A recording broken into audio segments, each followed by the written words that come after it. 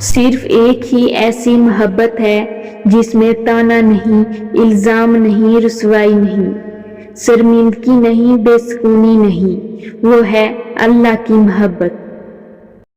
نماز پڑھا کرو، کوئی ملے یا نہ ملے، اللہ مل جاتا ہے، اور جب اللہ مل جاتا ہے تو سب مل جاتا ہے۔ انسان زندگی سے مایوس ہو تو کامیابی بھی ناکامی نظر آتی ہے۔ تجربہ انسان کو غلط فیصلے سے بچاتا ہے، مگر تجربہ غلط فیصلے سے ہی حاصل ہوتا ہے۔ تمہارے والدین تمہیں بچپن میں شہزادوں کی طرح پالتے ہیں، لہٰذا تمہارا فرض بنتا ہے کہ ان کے بڑھاپے میں ان کو بادشاہوں کی طرح رکھو۔ دنیا میں دو کام بہت مشکل ہیں، ایک اس کے ساتھ رہنا جس کے ساتھ محبت نہ ہو، دوسرا اس کے بغیر رہنا جس سے محبت ہو۔ ہمیشہ زندگی میں ایسے لوگوں کو پسند کرو جن کا دل چہرے سے زیادہ خوبصورت ہو۔ حضرت علی فرماتے ہیں، زبان سے نکلے ہوئے الفاظ جسم کو نہیں بلکہ روح کو زخمی کرتے ہیں۔ حق کے راستے میں سب سے بڑی سختی یہ آتی ہے کہ انسان تنہا رہ جاتا ہے۔ وہ جگہ چھوڑ دو جہاں تمہارے احساس اور تمہارے الفاظ کی قدر نہ ہو، پھر چاہے وہ کسی کا گھر ہو یا کسی کا دل۔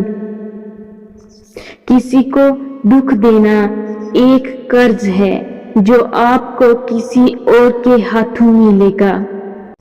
اگر زندگی کو خوبصورت بنانا ہے تو سچ کہنا سیکھو، چپ رہنا سیکھو اور نظر انداز کرنا سیکھو۔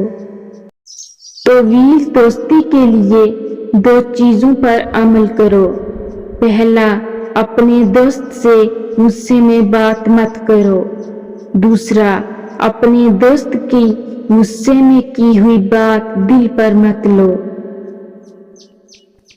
کسی بے قصور پر بہتان لگانا یہ آسمانوں سے بھی زیادہ بھاری گناہ ہے۔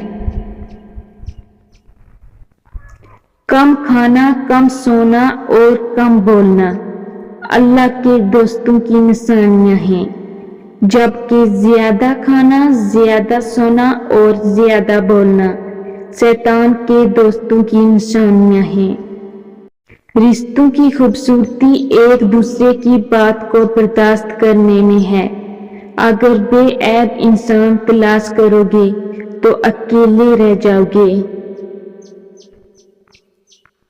اگر انسان کو تکبر کے بارے میں اللہ کی ناراضگی کا علم ہو جائے تو بندہ صرف فقیروں اور غریبوں سے ملے اور مٹی پہ بیٹھا رہے۔